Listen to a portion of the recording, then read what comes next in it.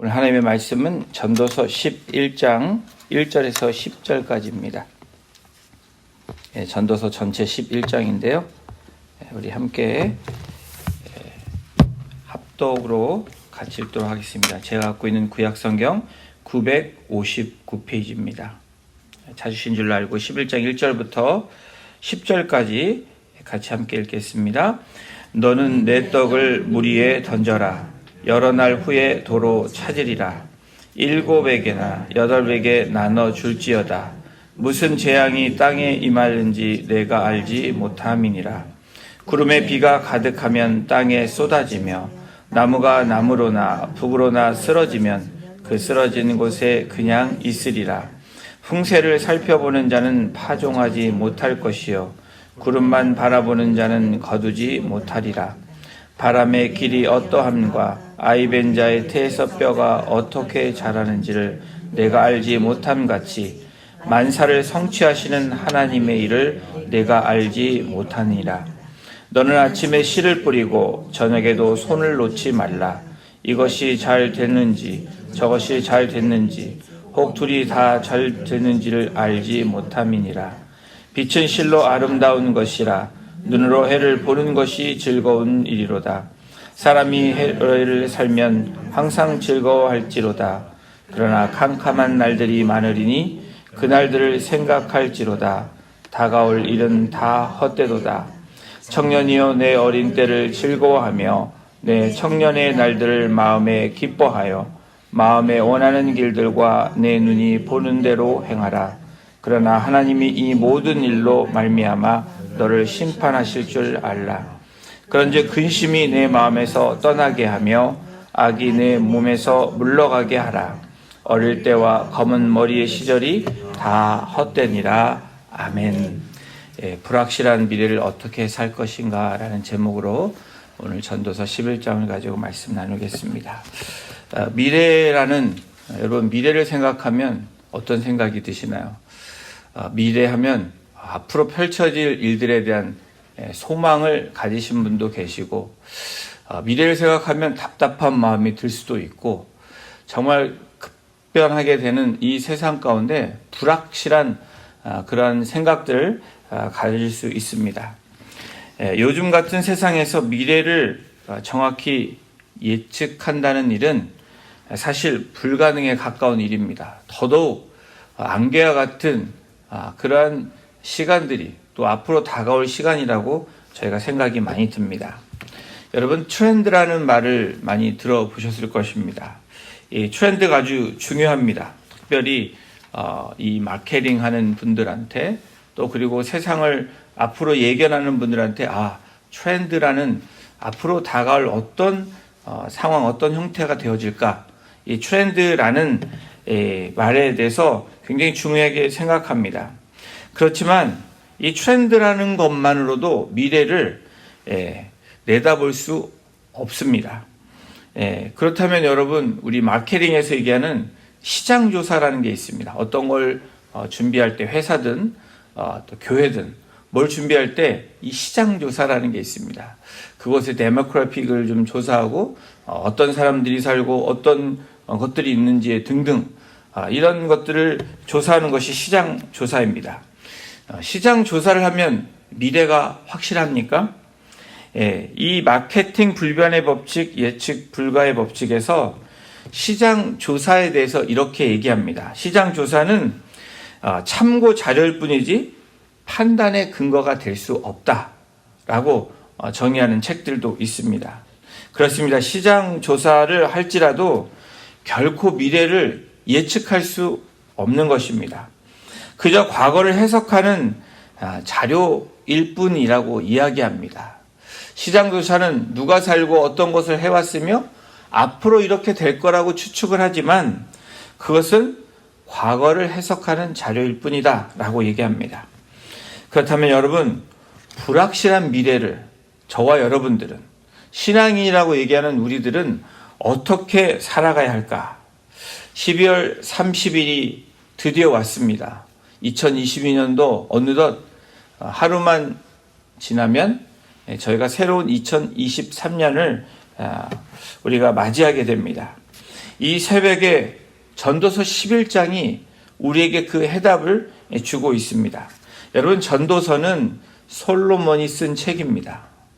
솔로몬, 세상에 이 솔로몬의 전과 후를 또 이 땅 가운데서 가장 지혜로운 사람을 뽑으라면 솔로몬일 것입니다.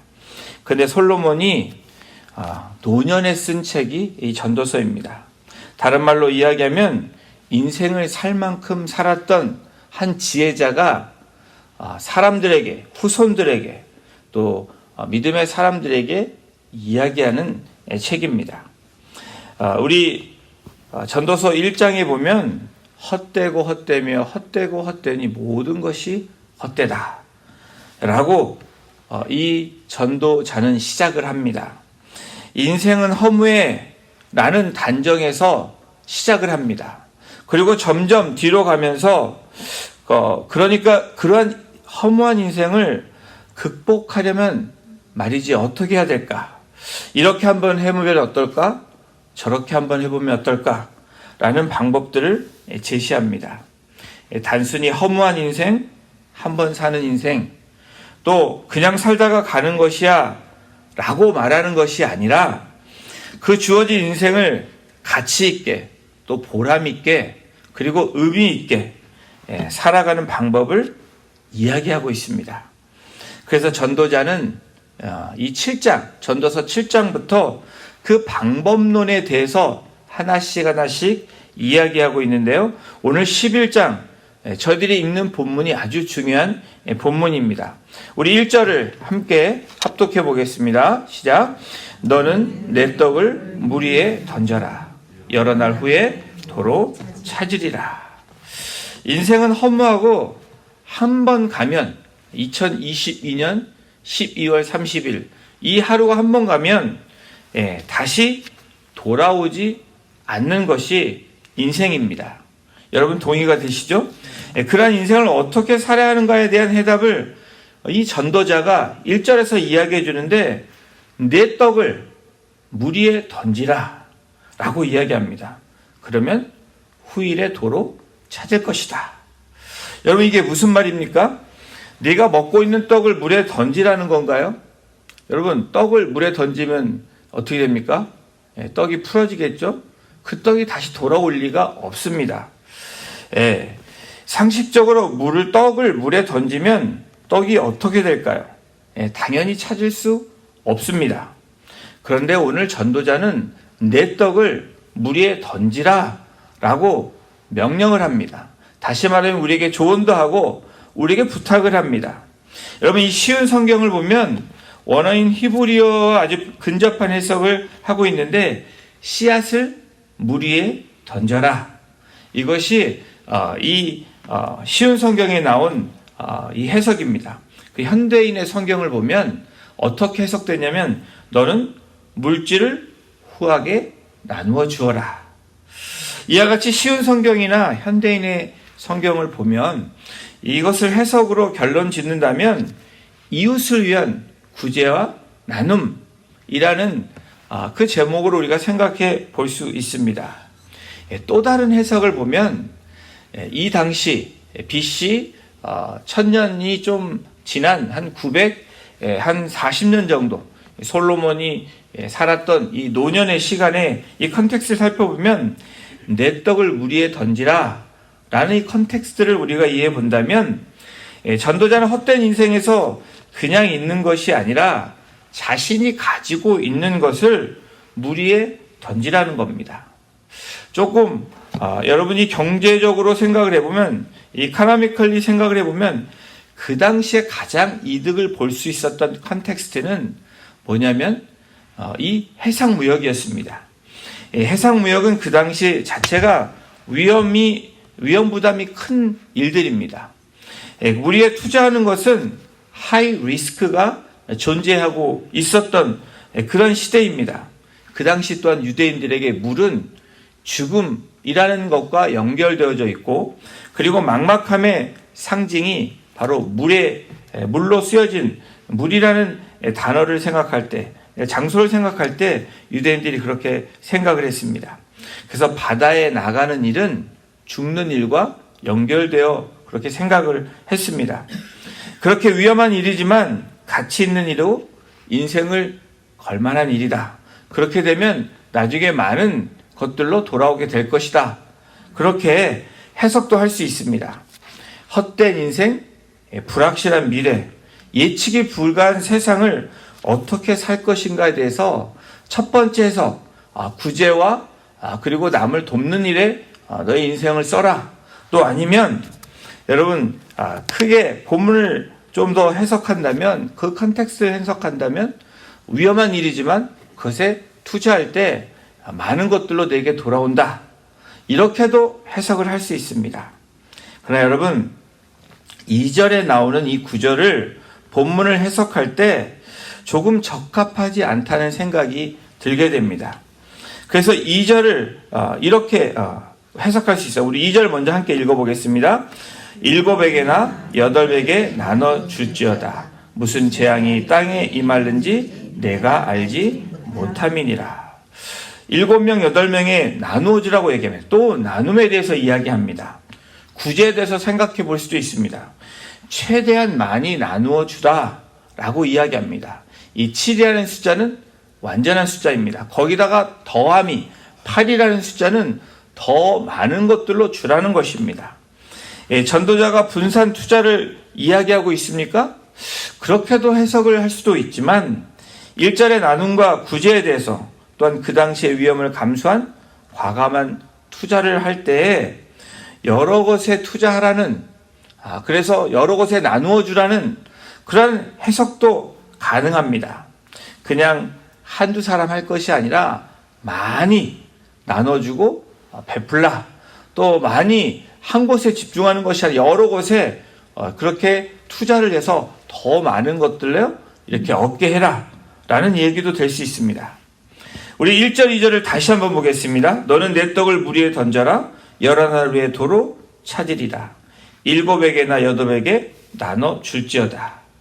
무슨 재앙이 땅에 임하는지 내가 알지 못함이니라. 분산 투자해서 또 나눠줌으로 해서 재앙이 닥칠 때 너를 네가 구제했을 때 도움을 받았던 사람이 도움을 줄 것이다.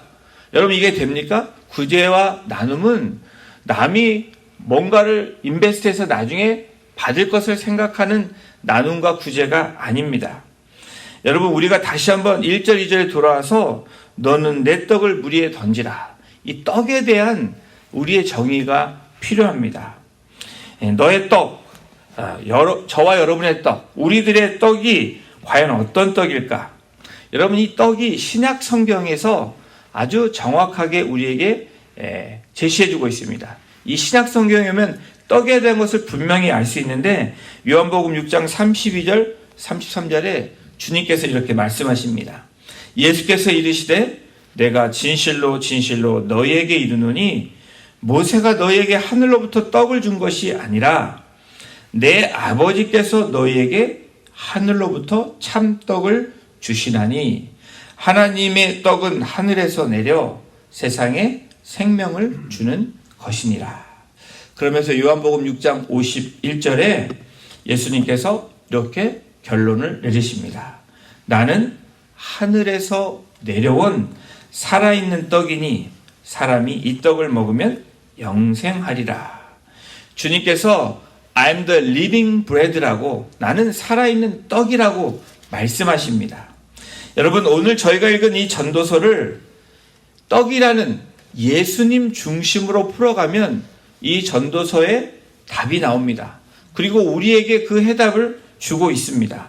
11장 1절 2절 다시 보십니다. 너는 내 떡을 물 위에 던져라. 11알 후에 도로 찾으리라. 7에게나 8에게 나눠줄지어다. 무슨 재앙이 땅에 임하는지 내가 알지 못함이니라. 여러분 우리가 왜 떡을 물에 던져야 하는지 이 전도자는 3절부터 이야기를 합니다. 우리 3절을 보십니다.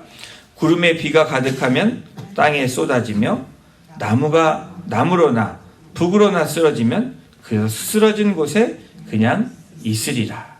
물이 구름에 가득 차는 바로 그때에 비가 내리듯 여러분 때가 되면 재난이 임한다는 것입니다. 여러분 때가 되면 마지막 때가 옵니다. 마치 12월 30일 마지막 날이 내일이면 마지막 날이 오고 오늘 12월 30일 금요일 마지막 날이 오는 것처럼 마지막이라는 시간이 또 순간이 우리들에게 오게 되어 있습니다. 여러분, 마지막 때 재난의 불가피성을 이야기하고 있습니다. 그리고 4절도 보십시오. 풍채를 살펴보는 자는 파종하지 못할 것이요 구름만 바라보는 자는 거두지 못하리라. 인생은 우리의 예상과 예측으로 다 알 수 없다는 것을 전도자는 이야기하고 있습니다. 지혜가 많았던, 세상에서 최고의 지혜자라고 얘기했던 이 전도자가 예상과 예측으로 다 알 수 없다라는 것을 이야기합니다.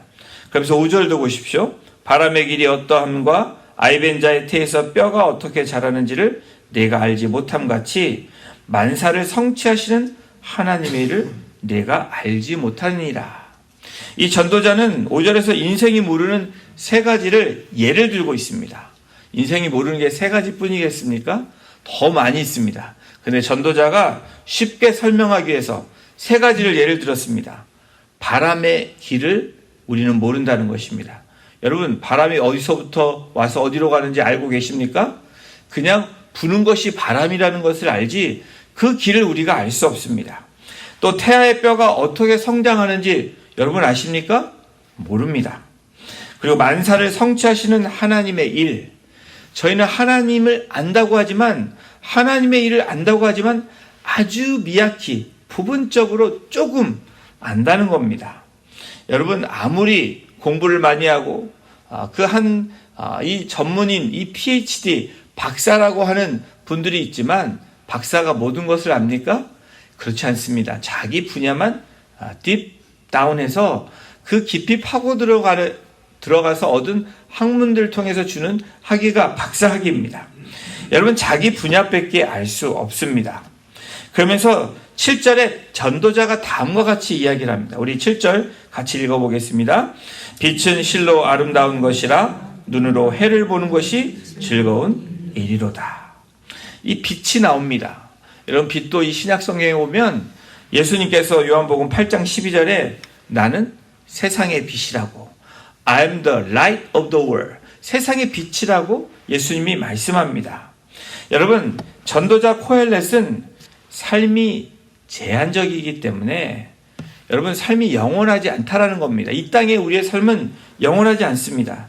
제한적이기 때문에 어떻게 살아야 할지를 분명하게 이야기해주고 있습니다. 이 8절 중반부에 보시면 그러나 캄캄한 날이 많으리니 그 날들을 생각할지로다.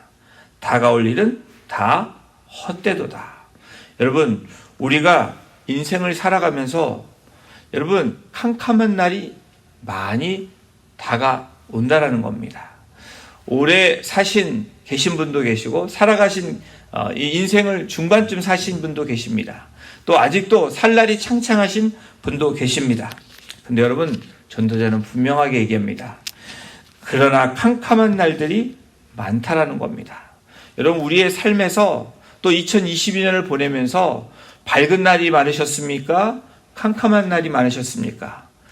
캄캄한 날이 많았지만 빛을 보고, 또 여러분 떡을 찾으면서 그 환한 날들로 바뀐 그 날들이 많으셨습니까?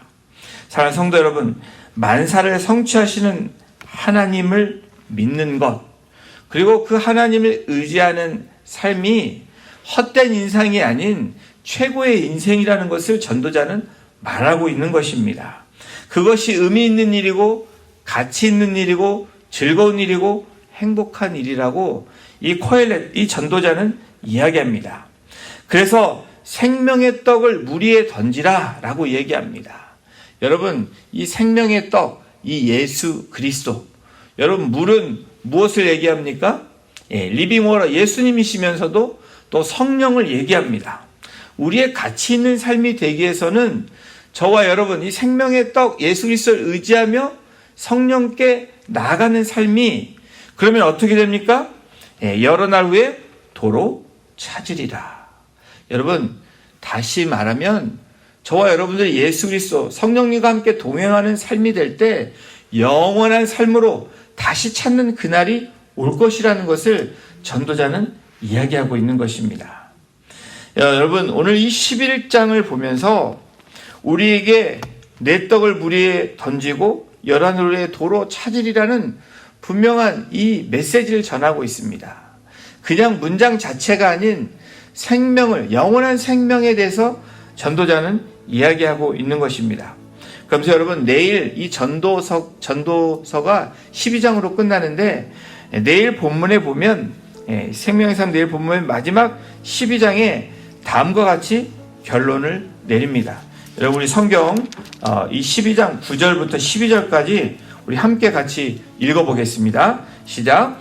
전도자는 지혜자이어서 여전히 백성에게 지식을 가르쳤고 또 깊이 생각하고 연구하여 잠언을 많이 지었으며, 전도자는 힘써 아름다운 말들을 구하였나니 진리의 말씀들을 정직하게 기록하였느니라.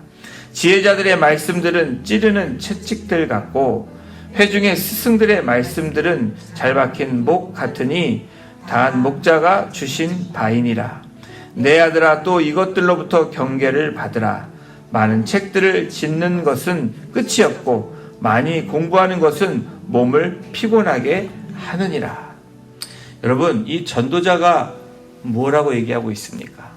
많은 것들로 내가 공부도 해보고 많은 지혜도 있었지만 결론을 내리고 있는 장면입니다.